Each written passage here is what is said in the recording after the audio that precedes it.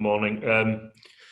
As Paul says, I'm Chirs Bates. I'm Research Director at TPP, of which a little bit more later. Just before I start, massive thanks to Tom as a lead citizen for all the work he's done locally and nationally, and also thanks to NHSD through Alistair, who have helped us do some really important projects over the last few months, which has been massively appreciated. So thank you. I'm going to talk to you about Open Safely. I'm just going to share my screen. And the platform, Open Safely is a platform for EHR research. I've massively overestimated what I'll get through in 10 minutes, so I'm going to have to be quick. And we developed this in a hurry in March. And the question really is there, is in the context of a national emergency, a global emergency, can we develop a highly secure platform for EHR research at a massive scale, and can we do it quickly? And we were working on behalf of NHS England and NHSX. This question kind of came down through the academic routes with Ben Goldacre's team at the University of Oxford and Liam Smith at London School of Hygiene and Tropical Medicine, from Chris Whitty and Patrick Valance. We know we've got very, very rich primary care data in the UK, for example, and can we exploit that data to do some important research quickly? TPP, for those of you who don't know, we're an electronic health record supplier and a clinical systems supplier based here in Leeds. We supply systems to about 7,000 NHS organisations. For the purpose of this talk, really, the most important thing is about 3,000 GP practices. So we've got a database that for general practice covers about 25 million people in England, so approaching half of England. And we knew, I know Ben Goldacre, I've known him for a few years, so this conversation started, can we answer that question? Can we do something about it? Technically, so we knew we had to do something differently. I'll be very brief here, but I'll happily go into more detail with people who are interested. We shifted the model. So all the data we've got, highly confidential, sensitive healthcare data on TPP systems lives in NHS accredited data centres. And our, standard sort of approach to analytics and research has been to move that data out in large extracts, for some very, very worthy purposes, but we knew we couldn't do it for this project. One, we knew we didn't have the infrastructure to do that and move that data quickly. Two, we knew it's highly confidential and it was better to try and keep it in situ. So we left 99% of the data where it was without trying to shift it around, and got the governance and ethics permissions that we needed from Secretary of State, etc., to build this research platform. And on top of that, there's layers of different de-identification here. So actually the research teams only access what we class as very low dimensional data, which is not very disclosive, but they retain the power of all the medications, diagnoses, immunizations, demographic factors that all live on our kind of comprehensive GP records. And what we do with that data remains there, but the researchers and the analytic teams at the universities, they dial into the data center. So we brought the analytics to the data rather than shifting it out. On top of that, every query is logged. Data access is completely restricted. There's lots more information about that on the website, but we've tried to build a secure platform as possible for this kind of research.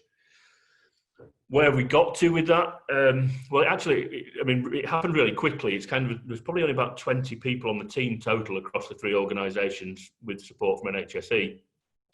So very quickly we had 25 million records of primary care EHR data, linked to emergency care data, intensive care data, lab test results, death certificates. Very recently, NHS Digital have worked hard to get us the high cost drug data for some very specific analyses that are going to happen. So we've got this data set now, which has got about 20 billion rows of healthcare data and covers about 7 billion patient months. So it's massively powerful. And why do we need it at that scale? Well, of course, we all know the scale of the tragedy we've had here and the number of excess deaths. But when you want to do descriptive analyses down to very specific cohorts, so if we want to know in a certain ethnic group, a certain age band, a certain gender, certain long-term conditions, what are the risks to people in that category, you start to actually work with very small numbers, which you can't do powerful analyses on unless you've got a very big data set. So leveraging that data set at this scale has been really important to the work we've been doing. What were the key questions that we were answering or trying to answer on behalf of NHSE? Briefly, what are the risk factors for poor COVID outcome? What are the drug exposures? And that may help or may actually cause harm for people who unfortunately contract the virus.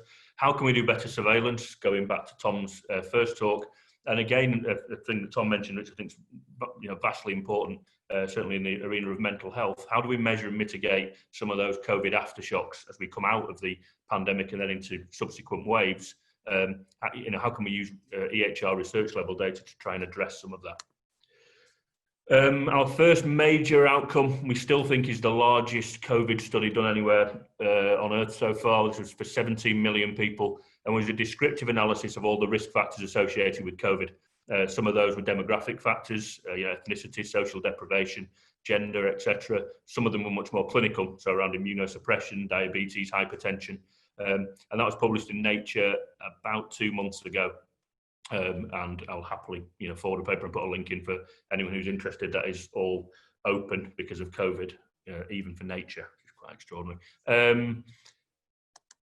It was picked up, interestingly, by lots of international news outlets, and for a data audience, I think the most interesting thing for me was that some of the interest wasn't just around those risk factors and the actual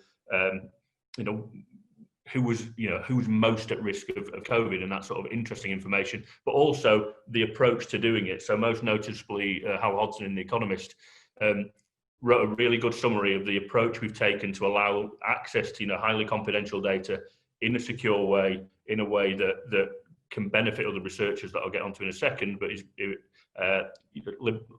delivering very powerful results. And as Paul said earlier, this is real. You can see the code, you can, the real data. It's not just a conversation we've been having.